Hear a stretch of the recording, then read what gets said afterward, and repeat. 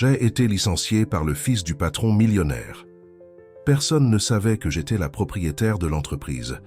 Si cette histoire vous intéresse, n'oubliez pas de vous abonner à notre chaîne et dites-nous de quelle ville vous nous...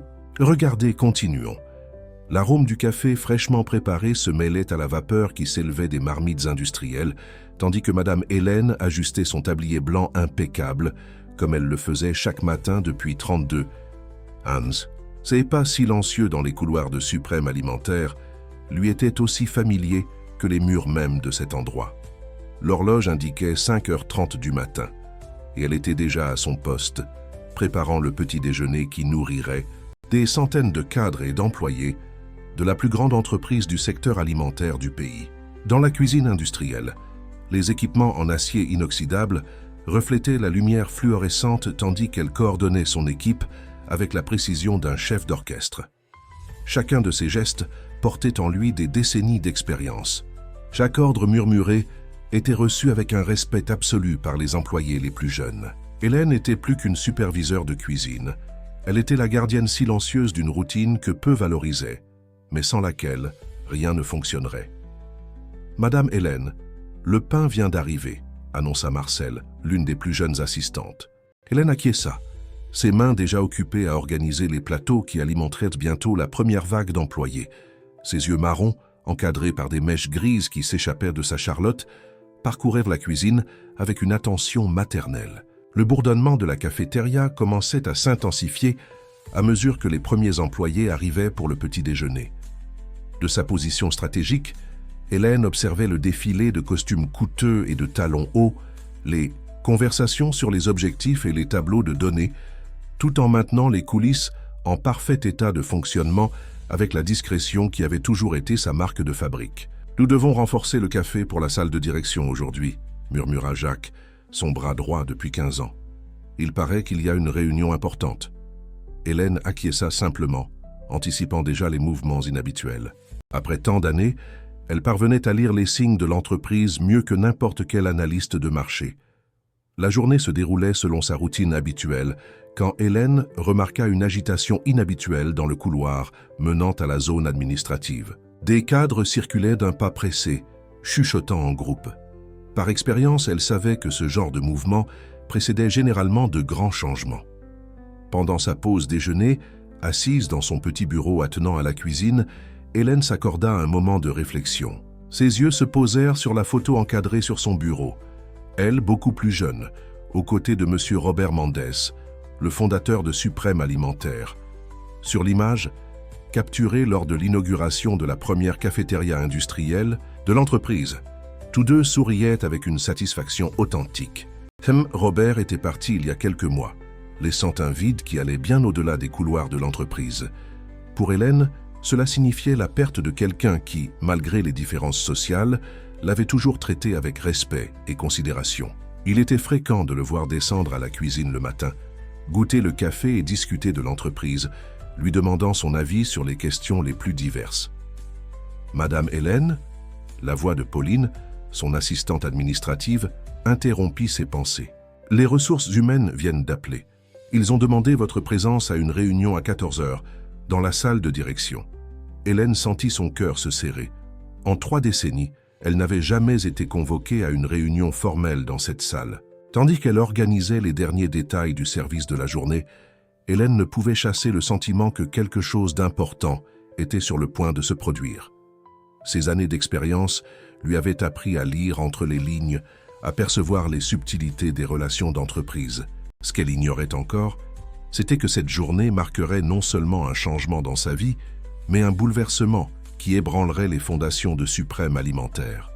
Le 15e étage de Suprême Alimentaire avait toujours été un territoire étranger pour Hélène. La moquette bleu marine étouffait ses pas, tandis qu'elle avançait dans le couloir au mur miroir, se sentant déplacée dans son uniforme blanc parmi les murs revêtus de bois noble.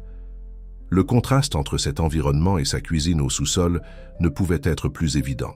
En arrivant dans l'antichambre de la direction, Hélène fut accueillie par une secrétaire qui leva à peine les yeux de son écran d'ordinateur. « Vous pouvez. Entrez, ils vous attendent », dit-elle d'un ton mécanique. Hélène ajusta son chignon gris et respira profondément avant de pousser la lourde porte en bois. La salle de réunion était un lieu imposant, avec une table ovale en verre entourée de fauteuils en cuir noir. À travers les fenêtres allant du sol au plafond, la ville s'étendait comme un tapis de béton sous le ciel de l'après-midi. Autour de la table, des visages sérieux l'observaient, certains familiers, d'autres complètement inconnus. « Madame Hélène, veuillez vous asseoir », dit une voix qu'elle reconnut immédiatement. C'était Richard Mendes, fils de M. Robert et actuel PDG de l'entreprise. Son ton était froid, différent de la cordialité que son père avait toujours manifestée. À ses côtés, un homme en costume italien prenait des notes sur une tablette avec une expression indéchiffrable. Comme vous devez le savoir, Suprême Alimentaire traverse un processus de modernisation, commença Richard, ses doigts tambourinant sur la table en verre. Après mon MBA à Harvard, j'ai identifié plusieurs aspects de notre fonctionnement qui doivent être mis à jour selon les normes internationales. Hélène resta silencieuse, les mains posées sur ses genoux, tandis que Richard poursuivait. Nous avons décidé d'externaliser tout le secteur de la restauration interne. C'est une tendance mondiale qui nous apportera plus d'efficacité et une réduction des coûts. Le silence dans la salle était palpable.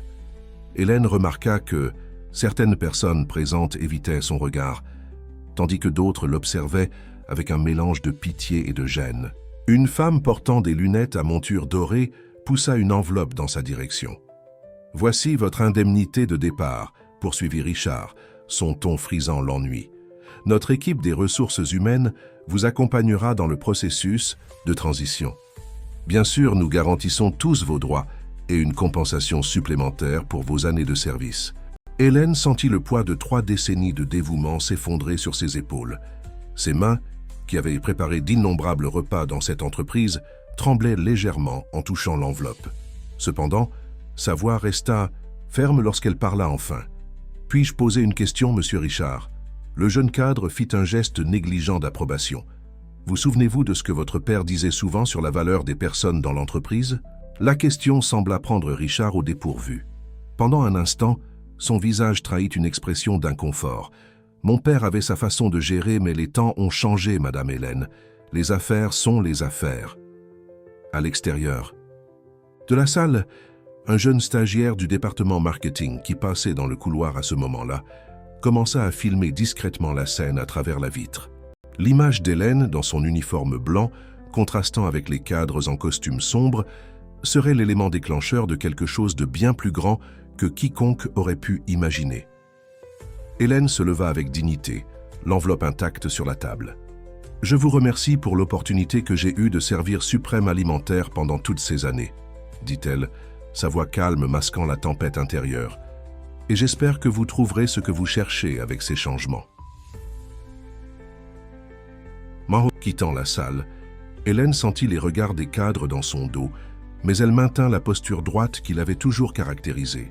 Ce que personne ici ne pouvait imaginer, c'est que dans son simple sac à main en simili-cuir, elle portait un document qui changerait complètement le cours de cette histoire.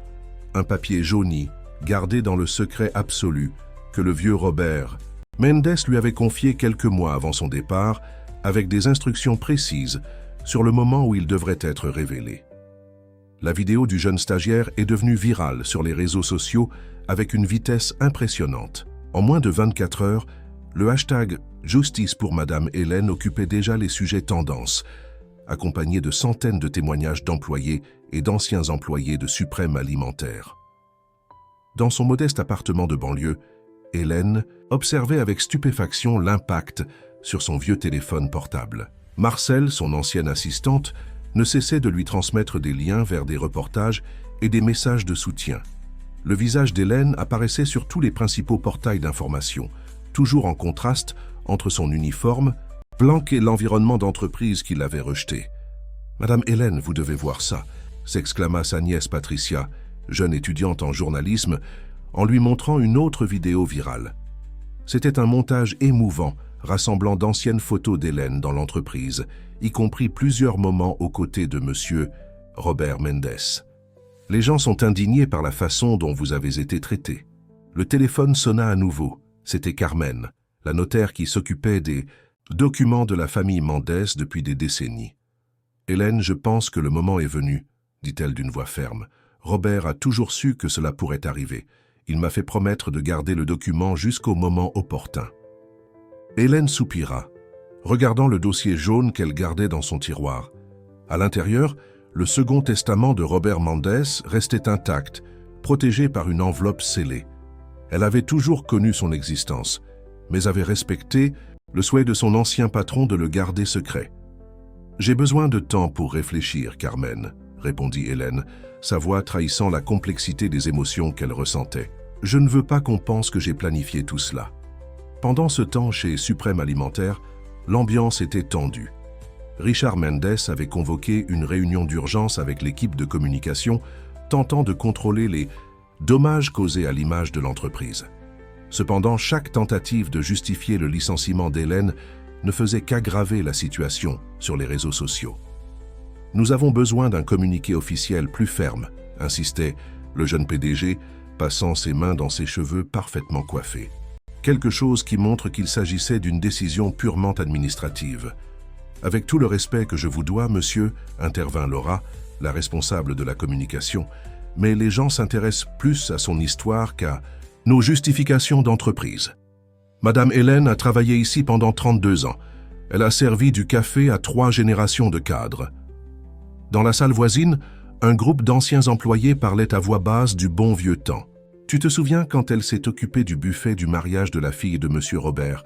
commenta une secrétaire. Il a insisté pour que ce soit elle, disant que personne ne connaissait mieux les goûts de la famille. L'histoire d'Hélène commençait à prendre une nouvelle dimension à mesure que davantage de personnes partageaient leurs souvenirs. D'anciens employés racontaient comment elle avait été plus qu'une employée de cuisine. Elle était une conseillère informelle, quelqu'un qui connaissait chaque rouage de l'entreprise de l'intérieur. Chez elle, Hélène recevait constamment des visites de journalistes. Tous voulaient connaître son histoire, comprendre comment une employée de cuisine avait gagné tant de respect au fil des ans. Elle refusait poliment toutes les interviews, gardant la même discrétion qui l'avait toujours caractérisée. « Tante Hélène, vous devez vous défendre », insistait Patricia. « Les gens veulent entendre votre version de l'histoire. » Hélène sourit sereinement, tout en préparant un café dans la petite cuisine de son appartement. L'arôme familier la transporta momentanément dans les couloirs de Suprême Alimentaire. Elle se souvint des longues conversations avec Robert Mendes, des confidences échangées dans les matinées silencieuses bien avant l'arrivée des cadres. « Patricia, » dit-elle finalement, « parfois le silence parle plus fort que les mots. » Ses yeux se posèrent sur le dossier jaune qui gardait le secret capable de tout changer. Il y a des moments où nous devons attendre le bon moment pour agir. Ce soir-là, alors que l'Internet bouillonnait avec son histoire, Hélène prit une décision. Elle prit son téléphone et envoya un message à Carmen. « Demain matin, j'ai besoin que tu viennes ici. Il est temps d'honorer la confiance que monsieur Robert a placée en nous. » Le jour se levait gris sur la ville lorsque Carmen arriva à l'appartement d'Hélène. Portant son propre dossier de documents, les deux femmes se connaissaient depuis des décennies, unies par la confiance que Robert Mendes avait placée en elles deux. Carmen en tant que notaire officiel de la famille et Hélène en tant que confidente silencieuse du patriarche. « Vous êtes sûre ?» demanda Carmen, ses lunettes de lecture reflétant la douce lumière qui entrait par la fenêtre. Hélène acquiesça, sortant l'enveloppe scellée de son tiroir. Le papier, jauni par le temps, conservait encore le sceau intact, exactement comme Robert l'avait remis. « Il savait que ce jour viendrait, » dit Hélène, sa voix chargée de souvenirs. « La dernière fois que nous avons parlé, il m'a dit « Hélène, j'ai plus confiance en vous qu'en n'importe quelle personne avec un MBA international. » Carmen sourit, se souvenant de la sagesse particulière de son vieil ami. Avec précaution, elle ouvrit son dossier et en sortit un ensemble de documents juridiques. « Robert a enregistré ce second testament chez moi il y a 1 an. Il a été très précis sur les conditions de sa révélation. » Les deux femmes passèrent toute la matinée à examiner les documents, organisant chaque détail selon les instructions laissées par Robert. Le contenu du testament était surprenant. En cas de licenciement injuste ou d'humiliation publique, Hélène deviendrait automatiquement l'actionnaire majoritaire de Suprême Alimentaire. « Il a tout verrouillé juridiquement », expliqua Carmen montrant les clauses spécifiques. « Il y a même un enregistrement vidéo de lui expliquant ses raisons. » Pendant ce temps, chez Suprême Alimentaire, Richard Mendes faisait face à une nouvelle crise. Un groupe d'investisseurs internationaux avait annulé une réunion importante, citant l'impact négatif de l'affaire Hélène. Le jeune PDG passa la matinée à essayer de redresser la situation, sans succès. « Monsieur », l'appela sa secrétaire, « il y a autre chose. Nous avons découvert que certains employés organisent une manifestation devant l'entreprise. » Richard se passa les mains sur le visage, essayant de garder son sang-froid. L'empire que son père avait construit était ébranlé à cause d'une simple employée de cuisine. Ou du moins, c'est ainsi qu'il la voyait. De retour dans l'appartement d'Hélène, Patricia arriva avec plus de nouvelles des réseaux sociaux. « Tante Hélène, vous n'allez pas le croire. Plusieurs entreprises du secteur alimentaire se manifestent, vous offrant un emploi. » Hélène sourit, mais ses pensées étaient concentrées sur les documents devant elle. « Patricia, ma chérie, je ne pense pas avoir besoin de chercher un emploi, » dit-elle, échangeant un regard significatif avec Carmen.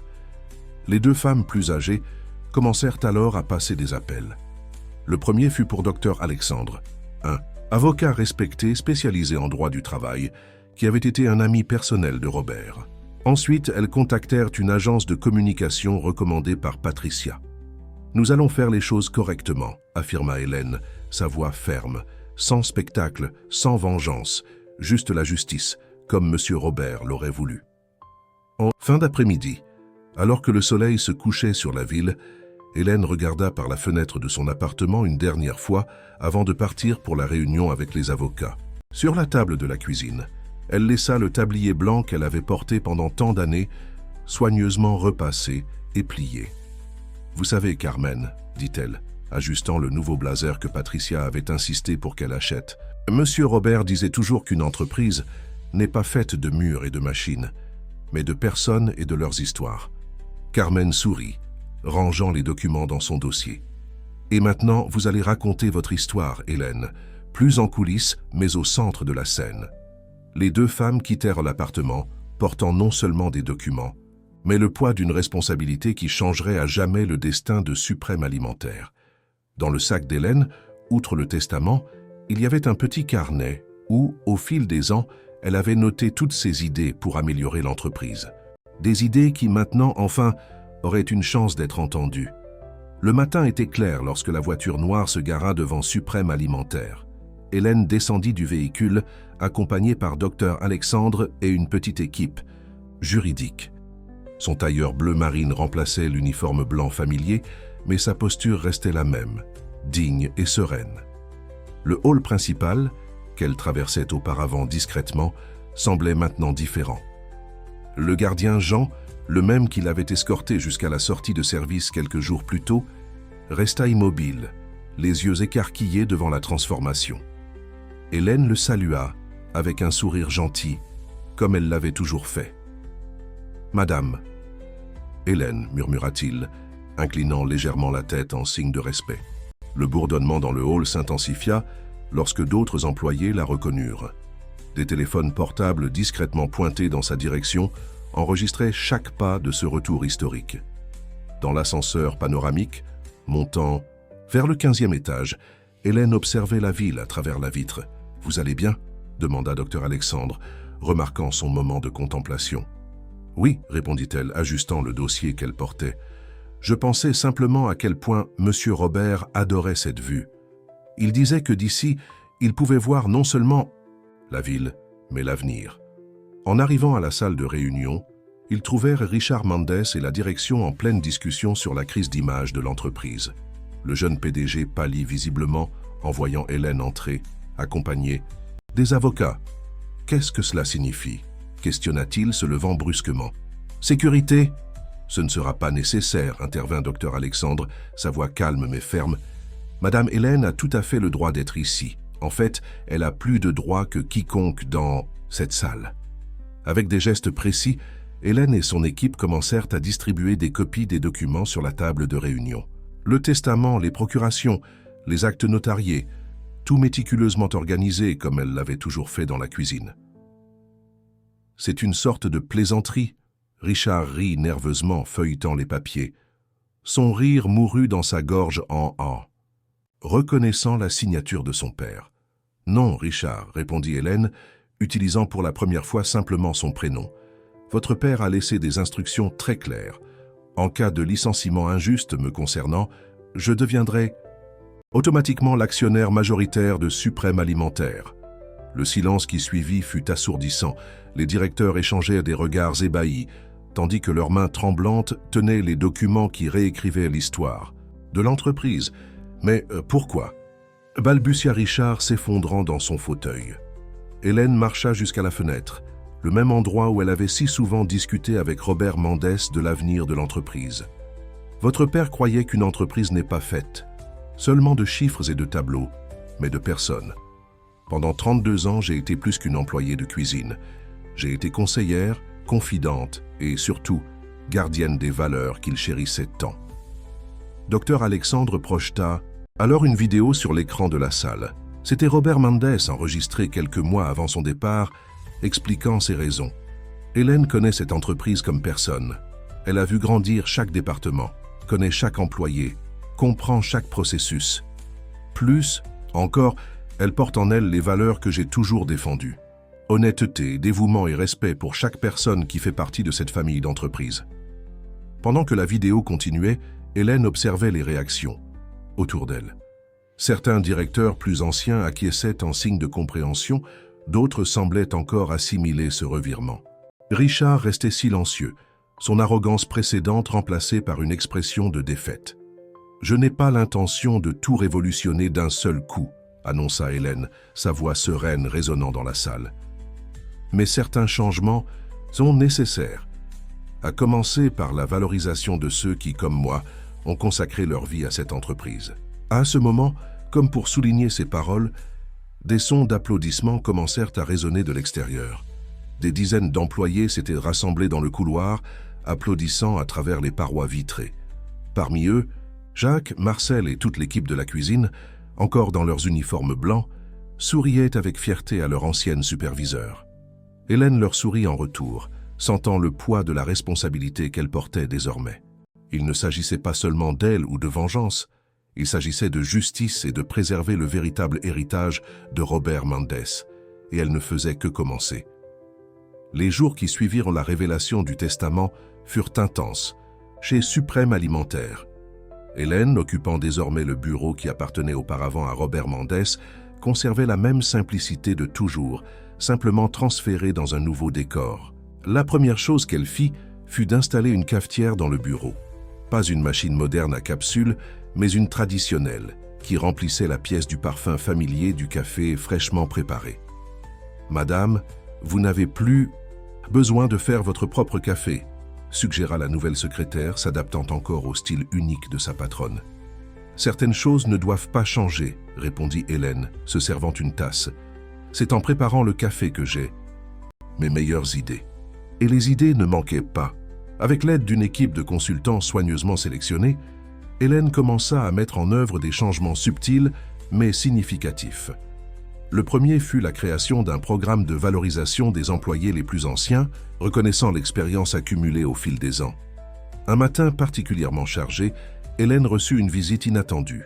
Laura, la responsable de communication qui avait tenté de défendre sa cause pendant la crise, frappa à la porte avec une expression préoccupée. « Madame Hélène, nous devons parler de quelque chose de délicat », commença-t-elle, déposant un dossier sur le bureau. « Nous avons trouvé certains documents irréguliers. » Avec précaution, Laura présenta des preuves de contrats surfacturés et de sociétés écrans, tous approuvés pendant la brève gestion de Richard. Hélène examina les papiers attentivement, son visage conservant la sérénité caractéristique. « Cela explique la précipitation pour m'écarter », murmura-t-elle, faisant les liens. Richard essayait d'effacer ses traces. La nouvelle se répandit rapidement dans les couloirs de l'entreprise. Richard, qui conservait encore un poste au conseil d'administration pour des raisons légales, commença à organiser une contre-offensive. Des rumeurs concernant sa tentative de vendre une partie de l'entreprise à des investisseurs étrangers commencèrent à circuler. « Nous devons agir avec sagesse », conseilla Dr Alexandre lors d'une réunion d'urgence. « Nous avons suffisamment de preuves pour un procès, mais cela pourrait nuire à l'image à l'entreprise. » Hélène servit du café à tous les présents, un geste qui portait maintenant une signification différente. « Nous ne voulons pas détruire, nous voulons construire », dit-elle, s'asseyant en bout de table. Monsieur Robert disait toujours qu'une entreprise est comme une recette. Le secret réside dans l'équilibre des ingrédients. C'est alors qu'elle présenta son plan. Au lieu d'exposer publiquement les irrégularités, elle proposa une restructuration complète du conseil d'administration, ouvrant la voie à de nouveaux talents, en particulier ceux qui, comme elle, connaissaient l'entreprise de l'intérieur. « Jacques », appela-t-elle, surprenant tout le monde en invitant son ancien assistant de cuisine dans la salle, « veuillez présenter votre projet d'optimisation de la cafétéria. » Avec aisance, Jacques exposa une analyse détaillée des coûts et des processus, démontrant une connaissance approfondie qui allait bien au-delà des casseroles. Sa présentation montrait clairement pourquoi Hélène avait toujours tant valorisé la sagesse pratique de ses employés. « Voyez », expliqua-t-elle au directeur, alors que certains consultants ont dépensé des millions en tableaux, Jacques a développé un système qui réduit le gaspillage de 40% sans sacrifier la qualité. À la fin de la journée, alors que les derniers rayons du soleil teintaient le bureau d'or, Hélène recevait une autre visite.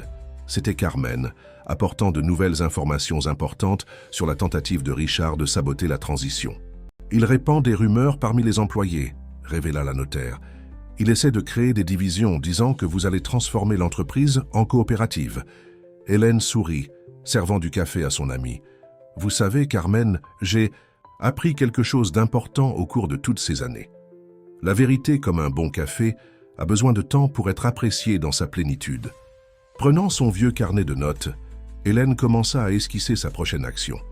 Ce ne serait pas une réponse aux attaques de Richard, mais plutôt un plan pour transformer l'ancienne cuisine industrielle en quelque chose de bien plus grand, un centre d'innovation et de développement professionnel.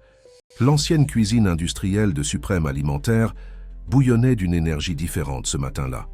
Là où il n'y avait auparavant que des fours et des marmites industrielles, s'élevaient maintenant des comptoirs modernes et des équipements de pointe. Hélène parcourait l'espace en transformation, supervisant personnellement chaque détail de la rénovation qui transformerait le lieu en nouveau centre d'innovation alimentaire. « Madame Hélène, les ingénieurs ont apporté les plans définitifs pour votre approbation », annonça Marcel, désormais promue coordinatrice de projets spéciaux. La jeune femme qui avait commencé comme assistante de cuisine démontrait un talent naturel pour la gestion, confirmant la vision d'Hélène sur le potentiel caché de ses anciens subordonnés. « Le laboratoire de développement de produits sera ici », expliqua Hélène, pointant vers un espace spacieux. « Je veux que ce soit un environnement transparent avec des parois en verre. Les gens doivent voir le processus de création en action. » La nouvelle de la transformation de la cuisine se répandit rapidement dans l'entreprise, suscitant diverses réactions.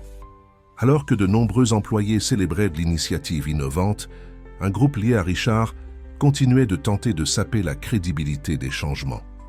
« Elle va détruire la tradition de l'entreprise », chuchotèrent certains cadres dans les couloirs. « Transformer une simple cuisine en centre de recherche, c'est de la folie. » Hélène, cependant, restait ferme dans sa démarche. Lors d'une réunion avec l'équipe de développement, elle présenta son vieux carnet de notes où elle avait enregistré pendant des années des idées pour de nouveaux produits et procédés. « Regardez cette recette », dit-elle, montrant une page jaunie. « J'ai développé cette gamme de produits sans gluten il y a 5 ans quand j'ai constaté l'augmentation de la demande pour des options plus saines. Monsieur Robert adorait l'idée, mais à l'époque, nous n'avions pas la structure pour la mettre en œuvre. » Laura, la responsable de communication qui assistait à la réunion, ne put contenir son enthousiasme. « Madame Hélène, c'est exactement ce que le marché demande maintenant. Nous pourrions développer une gamme complète de produits axés sur l'alimentation consciente. » Le projet du centre d'innovation prit forme rapidement. Hélène tint à embaucher des nutritionnistes, des ingénieurs alimentaires et des spécialistes en développement durable. Mais elle maintint également plusieurs employés de l'ancienne cuisine à des postes stratégiques. « L'expérience pratique est aussi précieuse que la connaissance académique », expliquait-elle pendant les entretiens d'embauche. « Nous avons besoin de personnes qui comprennent non seulement la théorie, mais aussi la réalité quotidienne de la production. » Au milieu des transformations, un moment particulièrement significatif survint lorsqu'Hélène réunit toute l'équipe pour un petit déjeuner spécial. Au menu, Outre les options traditionnelles, figurait une sélection de produits développés à partir de ses anciennes recettes. Ces pains sans gluten, expliqua-t-elle, servant fièrement, ont été faits selon la recette que j'ai développée il y a des années. Mais maintenant, avec les équipements adéquats et l'expertise de notre nouvelle équipe, nous avons pu perfectionner encore davantage la formule. Le succès fut instantané. Les employés non seulement approuvèrent les nouveaux produits, mais commencèrent à suggérer des améliorations et des variations. L'environnement collaboratif, dont Hélène avait toujours rêvé, commençait à devenir réalité. À la fin de cette journée, tout en observant le coucher du soleil à travers les nouvelles parois vitrées du centre d'innovation, Hélène reçut un appel inattendu. C'était un important média, intéressé à faire un reportage sur la transformation de l'ancienne cuisine. « Ils veulent raconter votre histoire, Madame Hélène », insista Patricia, sa nièce, qui travaillait désormais dans le service de communication de l'entreprise. « Montrez comment vous révolutionnez le secteur alimentaire de l'intérieur. » Hélène sourit, ajustant sa nouvelle blouse blanche qui remplaçait son ancien uniforme. « Ce n'est pas mon histoire, Patricia. C'est l'histoire de tous ceux qui ont cru qu'une cuisine pouvait être bien plus qu'un lieu de préparation d'aliments. Elle pouvait être un lieu de transformation. » La nouvelle de la transformation de la cuisine en centre d'innovation alimentaire ne plaisait pas à tout le monde. Dans une salle privée d'un restaurant luxueux du centre-ville, Richard Mendes rencontrait un groupe sélect d'investisseurs étrangers. L'héritier, toujours mécontent de la perte du contrôle de l'entreprise, tramait sa contre-offensive. « La situation est temporaire », assurait-il aux acheteurs potentiels. « Hélène a 90 jours pour prouver sa capacité de gestion, selon le testament. Après cela, nous pourrons contester juridiquement sa position. » Ce que Richard ignorait, c'est que parmi les serveurs du restaurant se trouvait Pierre, neveu de Jacques, qui informa immédiatement son oncle de la conversation suspecte. L'information parvint à Hélène par son réseau de contacts loyaux construit au fil de décennies de convivialité. Il planifie un sabotage systématique, expliqua Dr Alexandre après avoir analysé les informations. L'idée est de créer des problèmes opérationnels qui nuiront à votre gestion pendant la période probatoire. Hélène resta calme, servant du café à son équipe de confiance réunie dans son bureau. Monsieur Robert disait toujours que les problèmes sont comme des recettes difficiles. Nous avons besoin de patience et d'attention aux détails pour les résoudre. Dans les semaines qui suivirent, des incidents apparemment isolés commencèrent à se produire. Une importante livraison de matières première fut mystérieusement retardée. Des systèmes informatiques présentèrent des défaillances inexplicables. Des fournisseurs traditionnels commencèrent à recevoir des offres alléchantes de la concurrence. « Madame Hélène », appela Marcel un jour, visiblement préoccupé, « nous avons découvert que quelqu'un essaie d'accéder à notre base de données de développement de produits. » La tentative d'espionnage industriel fut la goutte d'eau. Hélène convoqua une réunion extraordinaire du conseil, y compris Richard. Dans la salle de réunion, désormais réaménagée avec des meubles plus accueillants, elle servit personnellement du café à chaque personne présente, un geste qui portait des décennies de signification. « Messieurs », commença-t-elle, sa voix sereine mais ferme, « j'ai ici des preuves de toutes les tentatives de sabotage des dernières semaines, y compris. » Elle fit une pause significative, des enregistrements de réunions avec des investisseurs étrangers sans l'approbation du conseil. Richard pâlit lorsqu'Hélène projeta sur l'écran des photos, des documents et des enregistrements de conversation. Son expression arrogante laissa place à un malaise visible.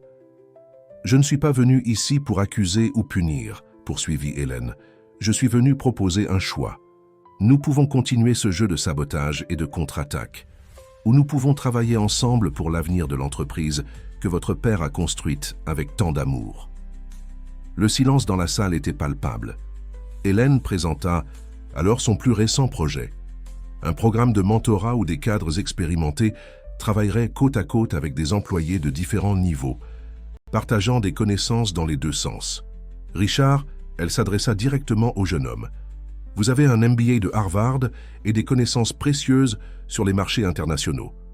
Pourquoi ne pas partager cette expertise avec notre équipe? En échange, vous pourriez apprendre de ceux qui connaissent chaque détail de l'opération. » La proposition surprit tout le monde. Certains conseillers plus âgés commencèrent à acquiescer en signe d'approbation. Richard lui-même semblait déconcerté par cette approche inattendue. « Votre père croyait au pouvoir de la collaboration », conclut Hélène. « Il savait qu'une entreprise n'est vraiment forte que lorsque tout le monde grandit ensemble. » À la fin de la réunion, tandis que les conseillers se retiraient, Richard resta assis, contemplant sa tasse de café. Hélène s'approcha de lui avec un dossier. « J'ai trouvé ceci dans les anciennes archives, » dit-elle gentiment. « Ce sont des notes de votre père sur vos premières années dans l'entreprise.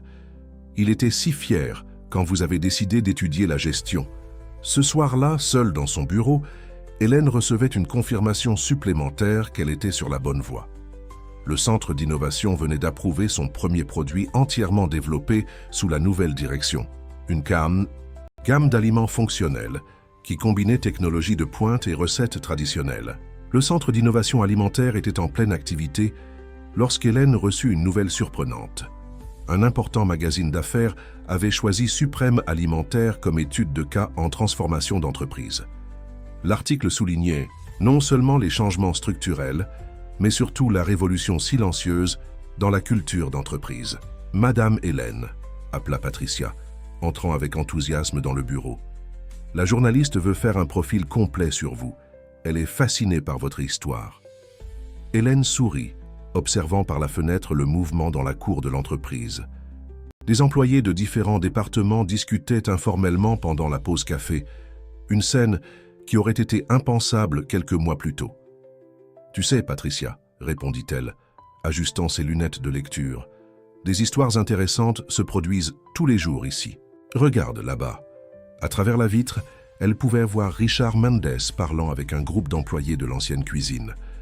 Après la dernière réunion du conseil, il avait surpris tout le monde en acceptant de participer au programme de mentorat, bien qu'il maintienne encore une certaine réserve. « Il est différent ces dernières semaines », commenta Marcel qui venait d'entrer dans le bureau avec quelques tableaux. Hier, il a passé 2 heures avec l'équipe de développement, discutant des possibilités d'exportation des nouveaux produits.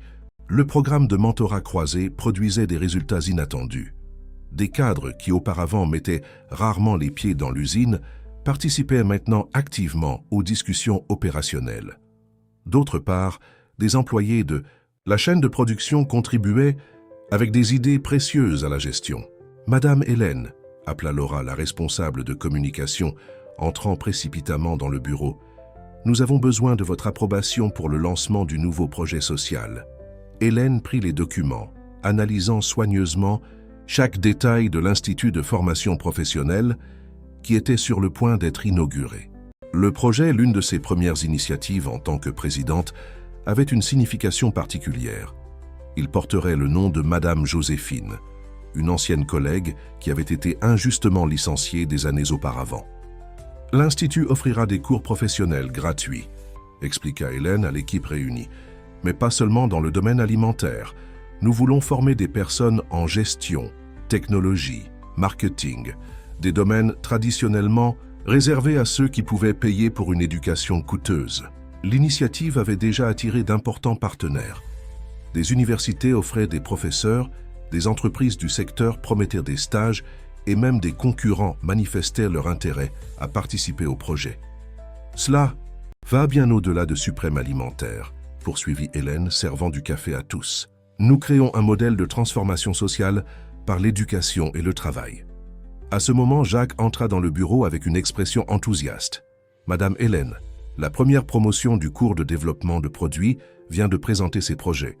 Vous devez voir ça. » Dans le laboratoire du centre d'innovation, 15 étudiants, tous employés de différents secteurs de l'entreprise, présentaient leurs créations. Parmi eux se trouvait Marie, une aide ménagère qui avait développé une gamme de desserts végétaliens utilisant des ingrédients typiquement français. « Ce flan, » expliquait Marie avec assurance, « utilise des techniques traditionnelles que j'ai apprises de ma grand-mère, mais adaptées pour répondre aux besoins du marché actuel. » Hélène observait tout avec les yeux embués. Elle se souvint de ses propres notes dans le vieux carnet, des idées qui, pendant des années, étaient restées en attente d'une opportunité. Le véritable patrimoine d'une entreprise, dit-elle aux personnes présentes, ne réside pas dans ses bâtiments ou ses machines. Il réside dans le potentiel des personnes qui, souvent, n'ont besoin que d'une chance pour briller. À la fin de la journée, alors qu'elle rangeait son bureau pour partir, Hélène reçut une visite inattendue. C'était Richard, portant un vieux dossier. « J'ai trouvé ceci dans les archives personnelles de mon père », dit-il, posant le dossier sur le bureau. Ce sont des projets qu'il voulait mettre en œuvre. Beaucoup d'entre eux ressemblent à ce que vous faites maintenant. Hélène ouvrit soigneusement le dossier. À l'intérieur, elle trouva des documents détaillant des plans pour un centre de recherche et développement, des programmes de formation et même un institut social. Dans les marges des papiers, des notes manuscrites révélaient le rêve de Robert Mendes de transformer l'entreprise en quelque chose de plus grand qu'une simple affaire. Le bureau était silencieux cet après-midi-là, lorsqu'Hélène et Richard se penchèrent sur les documents trouvés dans les archives de Robert Mendes. Chaque page révélait un peu plus de la vision que l'ancien président avait pour l'entreprise, une vision étonnamment alignée avec les changements qu'Hélène mettait en œuvre. « Il avait planifié tout cela il y a des années », murmura Richard, sa voix trahissant un mélange d'admiration et de regret. « Et je ne l'ai jamais réalisé. J'étais trop occupé à essayer de prouver ma valeur avec des chiffres et des tableaux. » Hélène servit 2 tasses du café qu'elle avait elle-même préparé, une habitude qu'elle refusait d'abandonner même à la présidence. « Votre père était un homme qui voyait au-delà de l'évident, Richard. Il savait qu'une entreprise n'est pas faite uniquement de résultats financiers. » Pendant qu'ils discutaient, un mouvement dans la cour attira leur attention. Un groupe d'employés de l'Institut de formation professionnelle faisait une présentation en plein air, montrant de nouveaux produits développés pendant le cours. « Descendons voir », suggéra Hélène, remarquant l'intérêt dans le regard de Richard. Dans la cour, ils trouvèrent une ambiance de foire scientifique. Des stands avaient été installés où les étudiants présentaient leurs créations. Parmi eux se trouvait Jean, l'ancien gardien qui participait maintenant au programme de développement de produits. « Monsieur Richard, Madame Hélène », salua Jean avec fierté, « je voudrais vous montrer quelque chose que j'ai développé, inspiré par les conversations que j'avais avec votre père, monsieur. » Richard. Jean présenta un système d'emballage durable qui combinait sécurité alimentaire et responsabilité environnementale. Ses connaissances en sécurité, ajoutées au cours de l'Institut, avaient abouti à une innovation significative. « Impressionnant », admit Richard examinant le prototype. « Mon père s'arrêtait toujours pour discuter avec vous à la guérite, n'est-ce pas ?»« Oui, monsieur », répondit Jean en souriant. Il disait que la sécurité ne consistait pas seulement à surveiller, mais à connaître et valoriser les personnes. L'après-midi avançait tandis qu'Hélène et Richard continuaient à visiter les stands. À chaque présentation, des histoires sur Robert Mendes émergeaient naturellement. Un conseil donné ici, un mot d'encouragement là. Le portrait qui se dessinait était celui d'un leader qui avait semé des graines de transformation bien avant son départ. « Madame Hélène », appela Marcel, s'approchant avec quelques documents.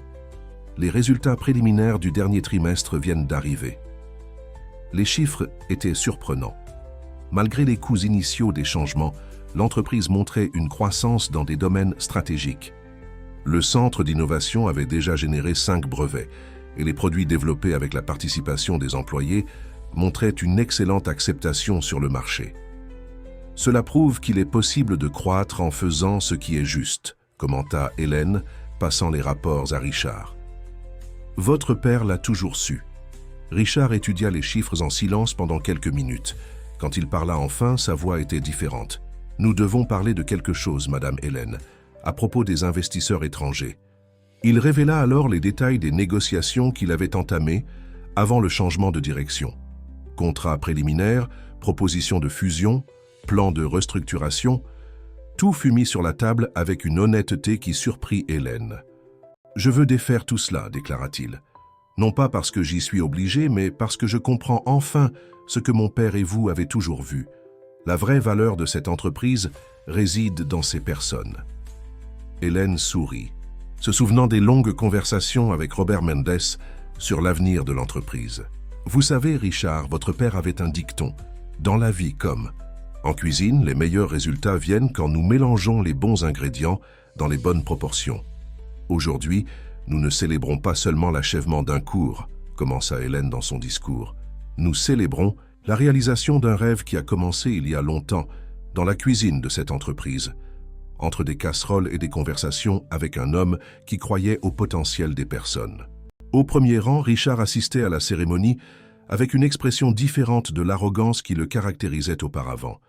Ces dernières semaines, il s'était activement impliqué dans l'Institut, offrant des cours sur la gestion internationale et partageant ses expériences à l'étranger. Parmi nos diplômés, poursuivit Hélène, nous avons Marie qui a commencé comme femme de ménage et qui est aujourd'hui l'une des responsables du développement de notre gamme de produits végétaliens. Nous avons Jean qui a transformé son expérience en sécurité, en innovation pour nos emballages. Et nous avons tant d'autres qui ont prouvé que le talent et la capacité ne dépendent pas d'un titre ou d'un poste. Le moment le plus émouvant de la cérémonie fut lorsque Jacques monta sur scène pour recevoir son certificat. L'ancien assistant de cuisine était maintenant directeur du Centre d'innovation alimentaire, dirigeant une équipe qui mélangeait des scientifiques titulaires de doctorat avec des professionnels formés par l'expérience pratique. Je me souviens du jour où Madame Hélène m'a trouvé en train d'expérimenter des combinaisons d'ingrédients après les heures de travail, raconta-t-il au micro. Au lieu de me réprimander, elle s'est assise avec moi et nous avons commencé à noter les idées dans ce fameux carnet qu'elle avait toujours avec elle. La mention du carnet arracha des sourires aux personnes présentes. L'objet était devenu presque une légende dans l'entreprise, symbolisant comment de grandes idées pouvaient naître des endroits les plus improbables. Après la cérémonie, pendant la réception dans le nouvel espace de convivialité, qui n'était auparavant qu'une cafétéria ségrégée, Hélène observait les groupes qui se formaient naturellement. Des cadres conversaient avec enthousiasme avec des ouvriers de production, partageant idées et expériences sans les barrières hiérarchiques d'autrefois. Madame Hélène appela Laura, la responsable de communication, s'approchant avec une tablette entre les mains. L'impact sur les réseaux sociaux est incroyable. Les gens partagent leurs histoires avec le hashtag #AS ou Transformation Suprême. En effet, la transformation de l'entreprise était devenue un cas d'étude dans d'importantes écoles de commerce. Le modèle de gestion qui intégrait expérience pratique et connaissances formelles inspirait d'autres organisations à revoir leur structure. Vous savez ce qui est le plus intéressant, commenta Richard, se joignant à la conversation. Nos indices de productivité ont augmenté de 40% depuis que nous avons commencé ces changements. Et ce n'est pas par pression ou objectif abusif, mais par un engagement réel. Hélène sourit, se rappelant les paroles de Robert Mendès. Votre père disait toujours que lorsque les gens travaillent avec le cœur, les chiffres sont une conséquence. À la fin de la journée, en rangeant son bureau, Hélène trouva une vieille photo parmi les documents. Elle s'y tenait aux côtés de Robert Mendès dans l'ancienne cuisine, tous deux souriant en goûtant une nouvelle recette. Dans la marge de la photo, une annotation de sa main disait « Le véritable goût du succès réside dans le mélange de compétences et d'humanité ». À ce moment, Marcel entra précipitamment dans le bureau. « Madame Hélène, la commission d'évaluation est arrivée pour l'audit final des 90 jours. » Hélène rangea soigneusement la photo et ajusta son tailleur. Il était temps de prouver que la transformation n'était pas seulement un rêve éphémère, mais un nouveau modèle d'entreprise, où réussite commerciale et développement humain marchaient main dans la main. La commission d'audit, composée de 3 consultants indépendants expérimentés, s'installa dans une salle spécialement préparée au 14e étage. Pendant une semaine, ils auraient un accès illimité à tous les documents, chiffres et employés de Suprême Alimentaire pour évaluer les résultats des 90 jours de gestion d'Hélène. Ils ont déjà commencé les entretiens avec les employés, informa Dr Alexandre, entrant dans le bureau d'Hélène au matin du 2e jour, et il semble particulièrement intéressé par le centre d'innovation. Hélène maintenait sa routine normale, y compris son rituel matinal de préparation du café. « Nous n'avons rien à cacher », répondit-elle, servant une tasse à son avocat. « Chaque changement que nous avons fait est documenté et fondé. » L'équipe d'audit plongea profondément dans l'analyse. Ils interrogèrent des employés de tout niveau, de la chaîne de production à la direction. Ils examinèrent les contrats, les bilans financiers et même les réseaux sociaux de l'entreprise. Le processus de transformation était soumis à un examen minutieux. Ils ont été impressionnés par l'Institut, commenta Patricia, qui avait accompagné l'une des visites. Surtout quand ils ont découvert que nous avons déjà 3 brevets déposés par des étudiants de la première promotion. Le 3e jour d'audit, un moment tendu survint lorsque les auditeurs demandèrent une réunion d'urgence avec Hélène et Richard. Dans la salle de réunion, le chef de la commission, Dr Sylvestre, un homme aux cheveux gris et à l'expression sérieuse, alla droit au but. « Nous avons trouvé quelques incohérences dans les contrats antérieurs à votre gestion, Madame Hélène. Des contrats qui pourraient sérieusement compromettre l'entreprise. » Richard pâlit, mais avant qu'il ne puisse parler, Hélène intervint. « Oui, Dr Sylvestre, nous sommes conscients de ces irrégularités et nous avons déjà entamé un processus de révision et de régularisation de tous les contrats. » Elle présenta alors un rapport détaillé montrant comment chaque contrat problématique était en cours de renégociation ou de résiliation de manière transparente. Notre priorité a été de corriger les erreurs sans causer de dommages. À l'entreprise ou aux partenaires commerciaux, l'auditeur feuilleta le rapport avec un intérêt croissant. « Impressionnant », murmura-t-il. « Vous n'avez pas seulement identifié les problèmes, mais trouvé des solutions qui profitent à toutes les parties. » Ce soir-là, après une autre longue journée d'audit, Hélène trouva Richard seul dans l'ancienne cuisine, désormais intégrée au centre d'innovation. Il était assis sur l'un des tabourets, regardant une photo de son père accrochée au mur. « Vous savez, Madame Hélène, dit-il sans se retourner, j'ai passé des années à essayer de prouver que je pouvais être meilleur que mon père. Ce n'est que maintenant que je comprends qu'il ne voulait pas que je sois meilleur. Il voulait que je sois plus humain. » Hélène s'assit à ses côtés, l'arôme familier du café fraîchement préparé remplissant l'espace. « Votre père avait un dicton. Dans la vie comme en cuisine, il n'y a pas d'erreur qui ne puisse être réparée avec honnêteté et bonne volonté. » Le dernier jour de l'audit, la commission réunit tous les principaux concernés pour la présentation finale. L'auditorium était tendu lorsque Dr Sylvestre prit la parole. « En 30 ans de carrière, commença-t-il, je n'ai jamais vu une transformation aussi profonde et réussie en si peu de temps. Suprême Alimentaire n'a pas seulement atteint tous les objectifs établis dans le testament, mais a créé un nouveau paradigme de gestion d'entreprise. Les chiffres présentés étaient impressionnants. Augmentation de la productivité, réduction des coûts opérationnels, amélioration des indices de satisfaction des employés et surtout, innovation en produits et processus. Mais le plus remarquable, poursuivit l'auditeur, est la façon dont cette transformation a été réalisée. Non par des coupes et des pressions, mais par la valorisation et le développement humain. Lorsque la réunion se termina, Hélène resta assise un moment, absorbant tout. Sa position en tant que présidente était officiellement confirmée, mais elle savait que le travail ne faisait que commencer. Il y avait encore beaucoup à faire, beaucoup de vies à transformer. La confirmation officielle de la présidence d'Hélène apporta une vague de renouveau à Suprême Alimentaire. Ce qui était auparavant un projet expérimental devenait maintenant un modèle définitif de gestion. Lors de la première réunion du conseil après l'audit, Hélène présenta sa vision pour l'avenir de l'entreprise. « Nous ne pouvons pas nous arrêter ici », déclara-t-elle, distribuant des dossiers avec son nouveau plan quinquennal. L'Institut de formation professionnelle sera étendu à d'autres régions du pays, en commençant par les endroits où nous avons des filiales. Richard, maintenant officiellement directeur de l'expansion internationale, compléta la présentation. Nous avons déjà reçu des invitations de 3 pays d'Amérique latine pour mettre en œuvre des modèles similaires dans leurs opérations. Nouvelle qui enthousiasma le plus les présents fut l'annonce de la création de l'Incubateur Suprême, un espace au sein du centre d'innovation dédié aux start-up axés sur l'alimentation durable et la technologie alimentaire.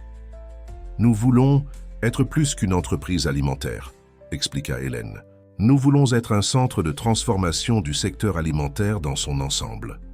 Laura, qui occupait désormais le poste de directrice de la communication et de la responsabilité sociale, présenta les premiers résultats d'un projet pilote réalisé dans des communautés défavorisées. Le programme Cuisine et Citoyenneté a déjà formé 50 micro-entrepreneurs du secteur alimentaire. Pendant la présentation, Hélène remarqua Jacques prenant des notes détaillées. Son ancien assistant de cuisine était devenu l'un des cadres les plus respectés de l'entreprise, combinant connaissances pratiques et vision innovante de gestion. « Madame Hélène », appela-t-il. Après la réunion, je dois vous montrer quelque chose de spécial. Dans le laboratoire du Centre d'innovation, une équipe de jeunes scientifiques, mêlant diplômés de l'Institut et chercheurs traditionnels, avait développé un procédé révolutionnaire de valorisation des déchets alimentaires.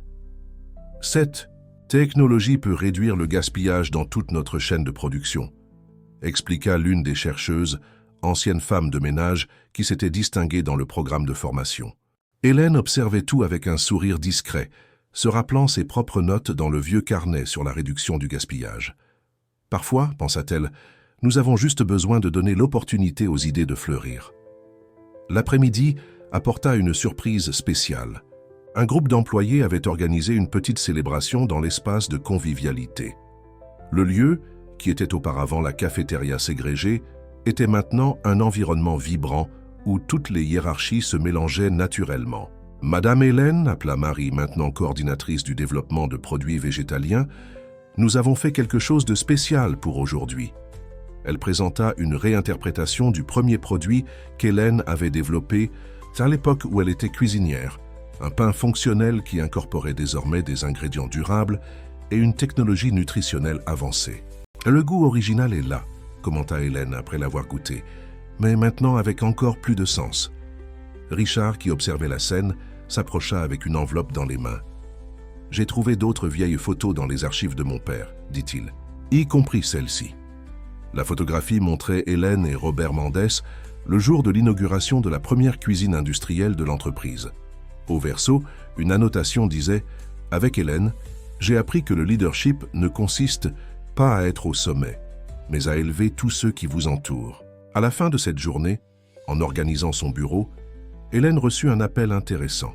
C'était la rectrice d'une importante université, l'invitant à donner un cours magistral sur la transformation des entreprises et le leadership humanisé. « Vous êtes devenu un exemple pour la nouvelle génération de gestionnaires », expliqua la rectrice. « Nous voulons que nos étudiants comprennent que réussite commerciale et responsabilité sociale ne sont pas des concepts mutuellement exclusifs. » Hélène accepta l'invitation, mais fit une suggestion. « J'aimerais amener certains de nos employés pour qu'ils partagent leurs histoires. La véritable leçon se trouve dans le parcours de chacun d'entre eux. » Avant de quitter le bureau, Hélène fit sa dernière ronde de la journée au centre d'innovation. Dans le laboratoire, quelques lumières étaient encore allumées. Une équipe continuait à travailler sur un nouveau projet, motivée non par obligation, mais par passion pour ce qu'elle faisait. L'amphithéâtre de l'université était comble lorsqu'Hélène monta sur scène pour son cours magistral. À ses côtés, une sélection diversifiée d'employés de Suprême Alimentaire se préparait à partager leurs histoires de transformation. Parmi les présents, des cadres d'autres entreprises prenaient des notes, intéressés à reproduire le modèle de réussite. La véritable innovation, commença Hélène, ne vient pas de grands investissements ou de technologies coûteuses. Elle vient de la reconnaissance du potentiel humain à tous les niveaux de l'organisation. Au premier rang, Richard écoutait attentivement. Ces dernières semaines, il était devenu l'un des plus grands défenseurs du nouveau modèle de gestion, présentant les résultats lors de conférences internationales. Marie, l'ancienne femme de ménage, maintenant responsable du secteur des produits végétaliens, partagea son histoire. « Quand je suis entré dans l'entreprise, mon seul contact avec les aliments était de nettoyer la cuisine. Aujourd'hui, je dirige une équipe qui développe des produits exportés vers 5 pays. » L'impact des témoignages était visible sur les visages des étudiants et des cadres présents. Les histoires de transformation se succédaient, chacune démontrant comment l'investissement dans les personnes pouvait générer des résultats extraordinaires. Jacques présenta les chiffres du centre d'innovation. Au cours du dernier trimestre, nous avons enregistré 12 nouveaux brevets. 8 d'entre eux proviennent d'idées d'employés qui, jusqu'à récemment, n'avaient pas voix au chapitre dans l'entreprise. Pendant la pause, Hélène fut abordée par plusieurs entrepreneurs intéressés à en savoir plus sur le programme. L'un d'eux, président d'une grande chaîne de supermarchés, fut direct. « Combien ? Qui demanderiez-vous pour mettre en œuvre ce modèle dans notre entreprise ? Ce n'est pas quelque chose qu'on peut acheter ou simplement copier, » répondit Hélène avec un sourire bienveillant. C'est un changement de mentalité qui commence au sommet et doit être authentique. De retour à Suprême Alimentaire, une nouvelle initiative prenait forme.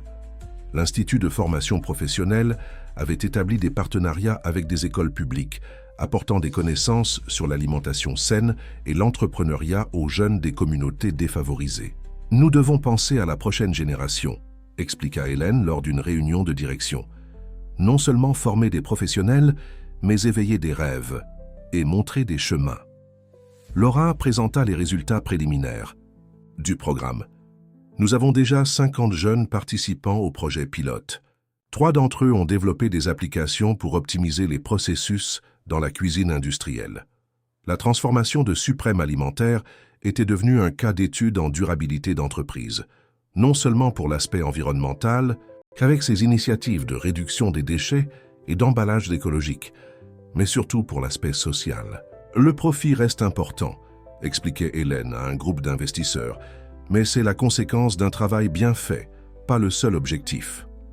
Dans son bureau, Hélène gardait un tableau spécial, un collage de photos montrant l'évolution de l'entreprise. De l'ancienne cuisine industrielle au moderne centre d'innovation, chaque image racontait une partie de l'histoire de transformation. Madame Hélène, appela Patricia, entrant avec des nouvelles, le documentaire sur l'entreprise a été sélectionné pour un festival international de cinéma d'entreprise. La nouvelle était une confirmation supplémentaire que l'histoire de Suprême Alimentaire transcendait le monde des affaires. C'était un exemple de la façon dont la valorisation de l'être humain pouvait transformer non seulement une entreprise, mais toute une chaîne de relations. Ce soir-là, après une autre journée intense, Hélène trouva Richard au café du centre d'innovation. Il étudiait quelques rapports tout en savourant l'un des nouveaux produits développés par l'équipe. « Vous savez, Madame Hélène, dit-il, l'autre jour j'ai trouvé un vieil article sur mon père. Il disait que son plus grand rêve était de créer une entreprise qui soit plus qu'une affaire, qui soit une école de vie. Le secret ne réside pas dans la structure physique, expliquait-elle, tandis qu'il traversait le centre d'innovation, mais dans les personnes qui donnent vie à cet espace. Dans le laboratoire principal, Marie coordonnait une équipe mixte de scientifiques et d'anciens employés de cuisine dans le développement d'une nouvelle gamme de produits. L'intégration entre connaissances académiques et expériences pratiques était devenue la marque de fabrique de l'entreprise. Cette sauce, expliquait Marie aux visiteurs, était née d'une recette traditionnelle de Madame Claudette, qui a travaillé 20 ans dans notre cuisine. Nous l'avons adaptée avec une technologie de pointe, mais avons préservé l'essence artisanale. Les visiteurs furent particulièrement impressionnés par l'Institut de formation professionnelle. Dans la salle de classe, un jeune professeur, ancien assistant de maintenance devenu ingénieur alimentaire, expliquait des concepts complexes de biotechnologie à une classe attentive. 70% de nos instructeurs sont d'anciens élèves de l'Institut, commenta Jacques, qui accompagnait le groupe.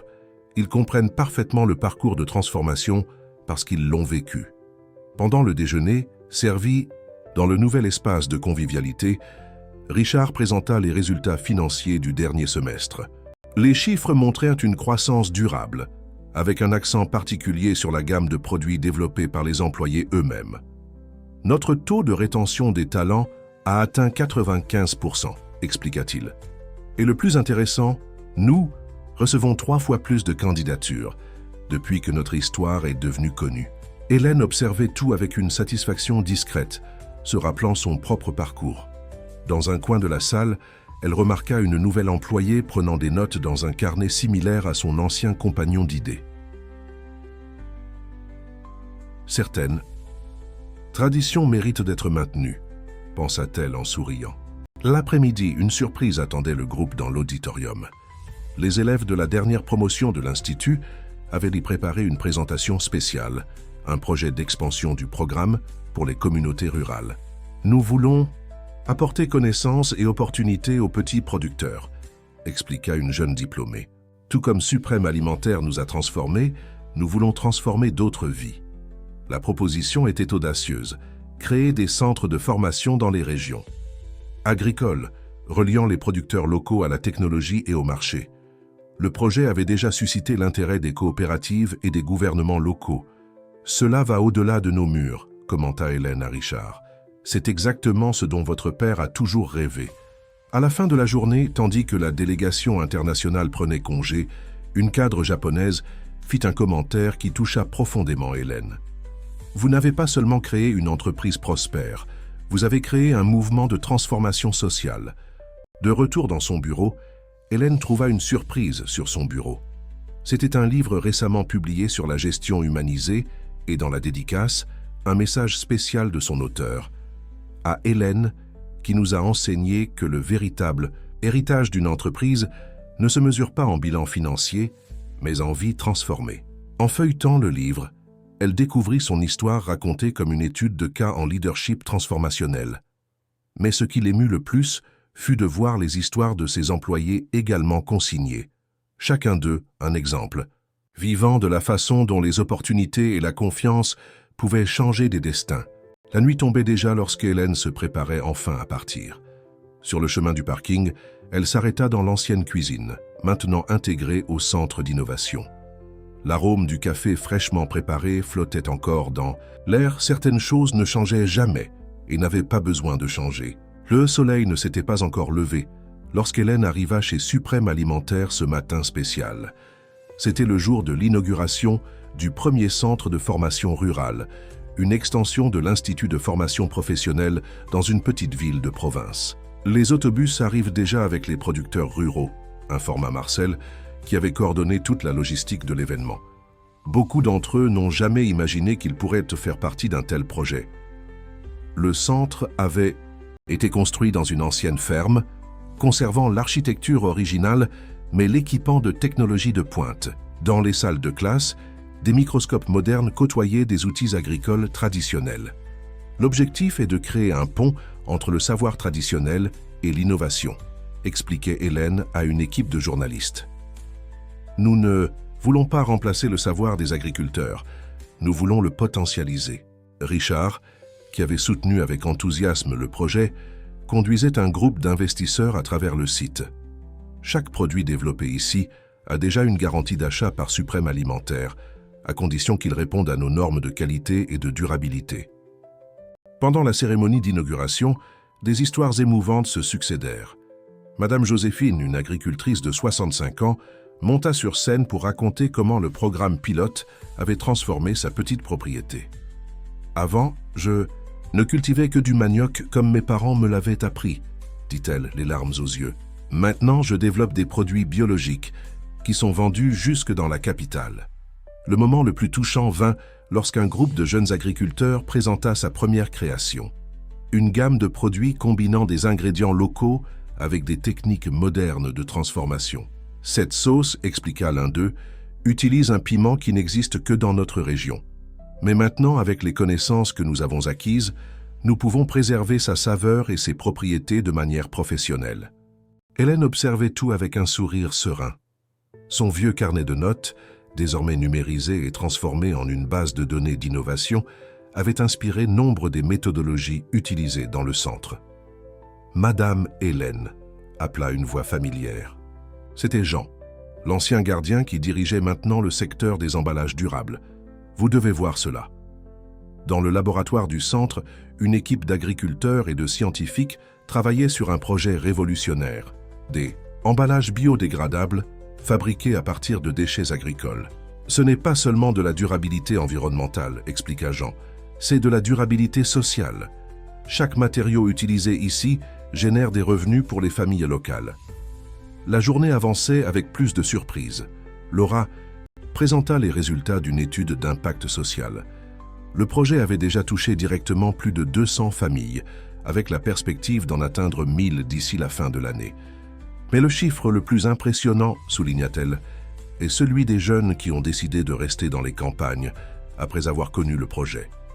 La succession familiale, qui était un problème grave, a commencé à s'inverser. En fin d'après-midi, alors que les derniers visiteurs prenaient congé, Hélène trouva Richard contemplant le coucher de soleil depuis la véranda du centre. « Vous savez, Madame Hélène, dit-il, Taher, j'ai rêvé de mon père. Il était ici, parlant avec les agriculteurs, goûtant leurs produits, exactement comme il le faisait quand il visitait notre ancienne cuisine. » Hélène sourit, se souvenant des innombrables conversations avec Robert Mendez sur l'avenir de l'entreprise. « Votre père disait toujours qu'une entreprise ne doit pas seulement croître, elle doit fleurir. Et pour fleurir, elle doit être enracinée dans la vie des gens. » Avant de partir, Hélène fit un dernier arrêt à la cuisine expérimentale du centre. Là, des produits très traditionnels étaient réinventés avec des techniques modernes, tout en conservant leur essence originelle. C'était la parfaite matérialisation de sa philosophie, évoluer sans perdre ses racines. C'était une matinée spéciale chez Suprême Alimentaire. Le centre d'innovation était décoré pour la cérémonie de remise des diplômes d'une nouvelle promotion de l'Institut, mais cette fois quelque chose de différent flottait dans l'air. Hélène avait réuni toute la direction pour une annonce importante. Après 2 ans d'intense dévouement, commença-t-elle, sa voix aussi sereine que toujours. Le moment est venu d'initier une nouvelle phase dans notre parcours. La salle de réunion était plongée dans un silence complet. Richard, qui ces derniers mois était devenu un véritable partenaire dans la transformation de l'entreprise, observait Hélène avec un mélange de curiosité et de respect. « J'ai décidé qu'il est temps de préparer la prochaine génération de leaders, » poursuivit-elle. « Je vais créer un conseil de gouvernance et progressivement transférer la gestion exécutive à ceux qui ont grandi avec nos changements. » La nouvelle prit tout le monde par surprise. Marie, désormais directrice de l'innovation produit, fut la première à s'exprimer. « Mais Madame Hélène, vous êtes l'âme de ce processus de transformation. » Hélène sourit, servant du café à tous, comme elle le faisait toujours dans les moments importants. « La véritable transformation ne dépend pas d'une personne, répondit-elle. Elle dépend de valeurs et de principes solides, qui sont maintenant enracinés en chacun de vous. » Le plan d'Hélène était méticuleux, comme tout ce qu'elle faisait. Le conseil de gouvernance serait formé d'un mélange équilibré de cadres, expérimentés et de jeunes talents qui avaient émergé durant le processus de transformation. « Richard, appela-t-elle, j'aimerais que vous dirigiez le comité d'innovation et d'expansion internationale. Votre vision globale, désormais alignée avec nos valeurs humanisées, sera fondamentale. » Le jeune cadre, si différent de l'héritier arrogant qui avait licencié Hélène 2 ans auparavant, acquiesça avec une émotion visible. « Ce sera un honneur de poursuivre l'héritage que vous et mon père avez construit. » Durant l'après-midi, pendant que la remise des diplômes se déroulait dans l'auditorium, Hélène parcourait les couloirs de l'entreprise, observant comment chaque espace avait sa propre histoire de transformation. Dans l'ancienne cuisine, maintenant un laboratoire de recherche moderne, de jeunes scientifiques travaillaient côte à côte avec des maîtres de la cuisine traditionnelle. « Madame Hélène », appela Jacques, montrant quelques documents. « Les chiffres du dernier trimestre sont arrivés. Le centre de formation rurale touche déjà plus de 1000 familles et la production durable a augmenté de 200%. » Mais ce n'étaient pas les chiffres qui rendaient Hélène le plus fière. C'était de voir comment les personnes s'étaient transformées, comment chaque employé, du plus modeste au plus gradé, se sentait maintenant partie prenante de quelque chose de plus grand. Le véritable patrimoine d'une entreprise, disait-elle souvent, ne réside pas dans ses bâtiments ou ses machines, mais dans l'éclat des yeux de ceux qui y travaillent. À la fin de la journée, après la cérémonie de remise des diplômes, Hélène se réunit avec la nouvelle direction exécutive. C'étaient des visages familiers. Marie, Jacques, Jean, des personnes qui avaient grandi avec l'entreprise et étaient maintenant prêtes à diriger. « Vous êtes la preuve vivante que le talent et la capacité ne dépendent pas de l'origine. Ou du titre, dit-elle. Chacun de vous porte non seulement des connaissances techniques, mais l'essence de ce que nous avons construit ensemble. » Laura, présentant le plan de communication pour la transition, souligna comment l'histoire de Suprême Alimentaire était devenue un cas d'étude mondiale en transformation d'entreprise. « Ce n'est pas seulement une histoire de réussite commerciale, expliqua-t-elle. C'est un exemple de la façon dont humanité et efficacité peuvent aller de pair. » Avant de clore la réunion, Hélène ouvrit son inséparable carnet de notes, désormais plus un symbole qu'un outil de travail. « Ici, dit-elle, montrant une page récente, se trouve le projet qui va occuper mon temps dorénavant. C'était un plan ambitieux pour étendre le modèle de transformation sociale à d'autres entreprises et secteurs, créant un réseau d'organisations engagées dans le développement humain. Le soleil se levait sur la ville lorsqu'Hélène arriva chez Suprême Alimentaire en ce matin spécial. C'était son premier jour officiel en tant que présidente du conseil de gouvernance, laissant la gestion exécutive entre les mains de la nouvelle génération de leaders qu'elle avait aidé à former.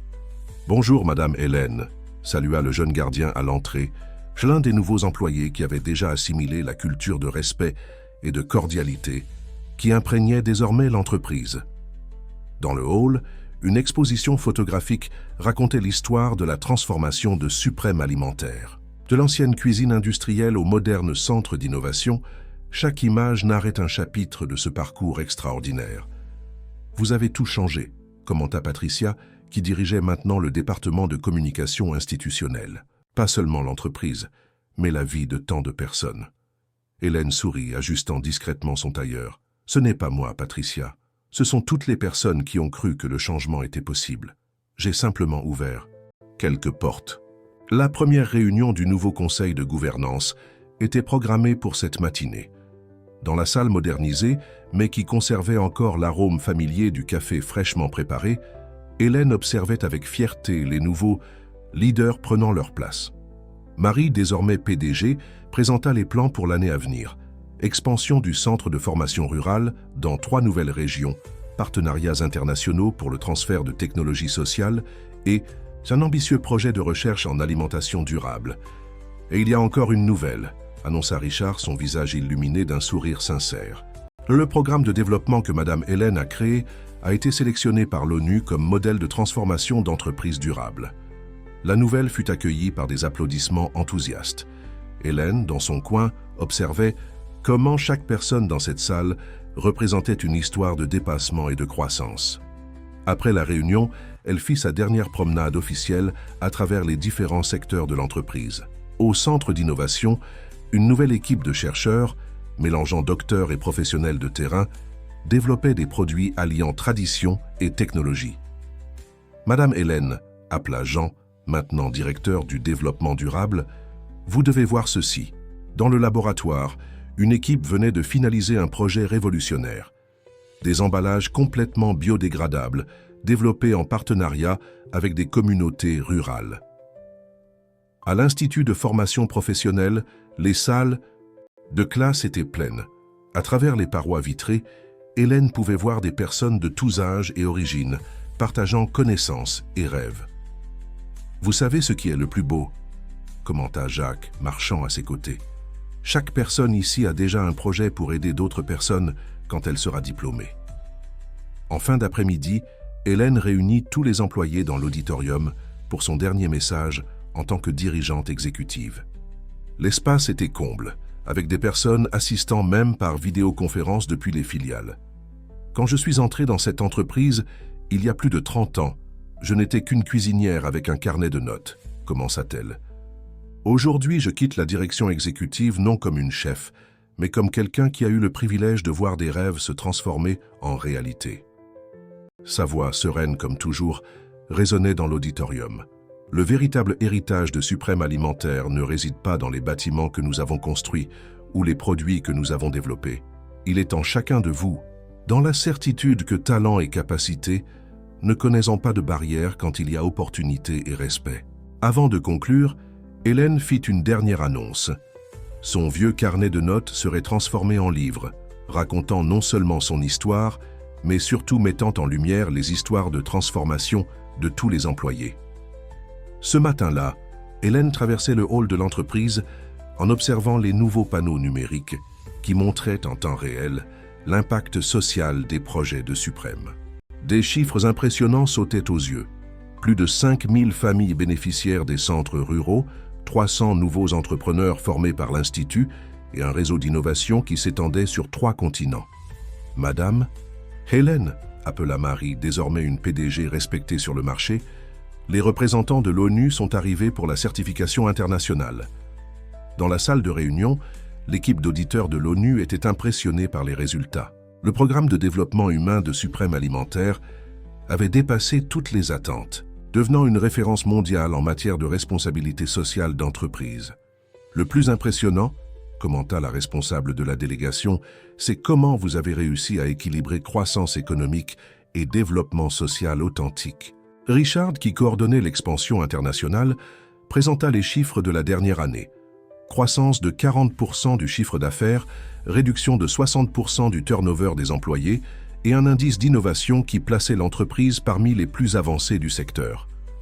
Mais ce ne sont pas seulement les chiffres qui nous rendent fiers, expliqua-t-il. C'est de voir comment chaque personne ici est devenue protagoniste de sa propre histoire.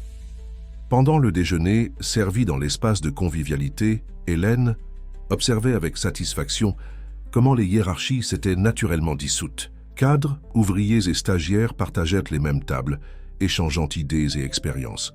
« Madame Hélène », s'approcha Jacques avec un sourire aux lèvres, « vous souvenez-vous quand vous m'avez trouvé en train d'expérimenter des recettes, après les heures de travail? Qui aurait cru qu'aujourd'hui nous serions ici ?» L'après-midi, une surprise émouvante attendait Hélène.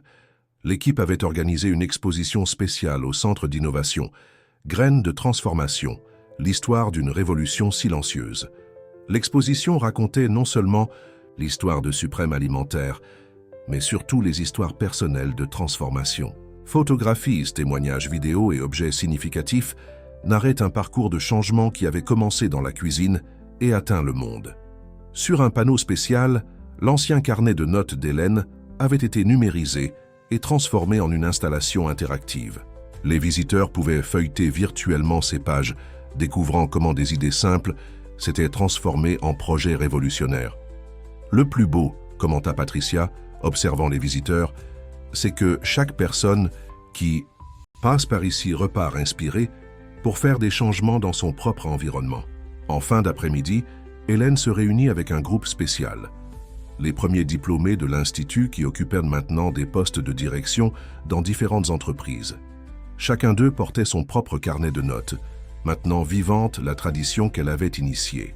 « Vous êtes la preuve, dit-elle, servant du café à tous, que la transformation est un processus continu. Chacun de vous est maintenant un agent de changement, perpétuant cette philosophie de gestion humanisée. » Laura, qui documentait tout, pour les archives historiques de l'entreprise, remarqua quelque chose de significatif. « Madame Hélène, avez-vous réalisé qu'aujourd'hui, cela fait exactement 2 ans depuis cette réunion où ils vous ont licencié ?» Hélène sourit, regardant par la fenêtre le coucher de soleil qui teintait le ciel d'or. « Le temps est un professeur intéressant, » répondit-elle. « Parfois, nous devons faire un pas en arrière pour faire un bond en avant. » À ce moment, comme pour souligner ces paroles, un groupe de jeunes apprentis passa dans le couloir, portant des prototypes de nouveaux produits développés au laboratoire. Leurs yeux brillaient de la même passion qu'Hélène avait vue tant de fois dans le miroir durant son parcours. Le matin était particulièrement lumineux lorsqu'Hélène arriva à Suprême Alimentaire pour une journée spéciale.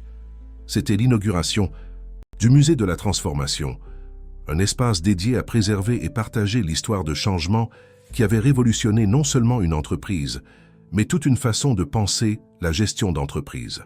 Le bâtiment, construit à l'emplacement de l'ancienne cuisine industrielle, mélangeait éléments modernes et détails rappelant les origines de l'entreprise. Dès l'entrée, une réplique de la première cuisine avait été recréée, avec l'arôme familier du café, fraîchement préparé accueillant les visiteurs. « Chaque détail a été pensé pour raconter notre histoire », expliquait Marie aux invités. Pas seulement l'histoire de Suprême Alimentaire, mais l'histoire de toutes les personnes qui ont fait partie de cette transformation. Le musée était organisé en différentes sections thématiques. Dans l'espace Graines de changement, l'ancien carnet d'Hélène occupait une place d'honneur, ces pages numérisées permettant aux visiteurs d'explorer l'évolution des idées qui avaient transformé l'entreprise. Richard guidait un groupe d'entrepreneurs internationaux à travers l'exposition. Ce que vous voyez ici n'est pas seulement un cas de réussite commerciale, c'est un exemple vivant de comment humanité et efficacité peuvent et doivent aller de pair. Dans la section Fruits de la connaissance, des témoignages vidéo montraient les histoires de dizaines d'employés qui avaient grandi avec l'entreprise. Jean, l'ancien gardien devenu directeur du développement durable, s'émouvait en voyant sa trajectoire représentée là. Le plus important, expliquait-il aux visiteurs, c'est que chaque histoire ici en a inspiré d'autres. C'est un cycle qui ne cesse de croître. Le centre de formation rurale était maintenant connecté au musée par des transmissions en direct, montrant en temps réel comment les communautés continuaient à se transformer. Des agriculteurs qui luttaient auparavant pour survivre étaient maintenant des entrepreneurs prospères, conservant leurs racines tout en embrassant l'innovation.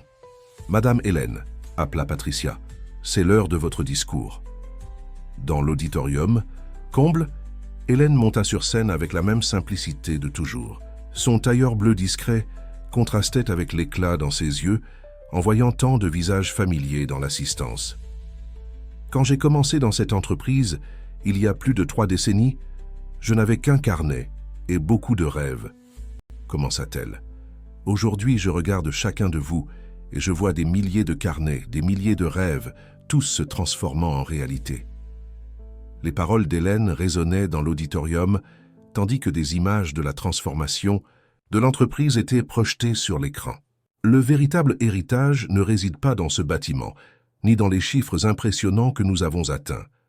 Il est dans l'éclat des yeux de chaque personne qui a découvert sa propre valeur, qui a trouvé sa voie et sa place dans le monde. Richard se leva pour remettre à Hélène une surprise, une édition spéciale du livre qui rassemblait les histoires de transformation de l'entreprise, avec une préface écrite par lui-même. Ce livre, dit-il ému, est dédié à 2 personnes qui nous ont enseigné le véritable sens du leadership, mon père et vous, Madame Hélène. À la fin de la cérémonie, tandis que les invités exploraient le musée, Hélène trouva un moment de quiétude dans la réplique de l'ancienne cuisine. L'arôme du café ramenait des souvenirs de tant de moments vécus là. « Vous savez, Madame Hélène, dit Jacques, s'approchant avec 2 tasses de café, vous disiez toujours que la transformation est comme une bonne recette. Elle a besoin des bons ingrédients, du temps adéquat et surtout de beaucoup d'amour. » Hélène sourit, acceptant le café. Par la fenêtre, elle pouvait voir la cour de l'entreprise où des dizaines de jeunes apprentis se réunissaient, chacun avec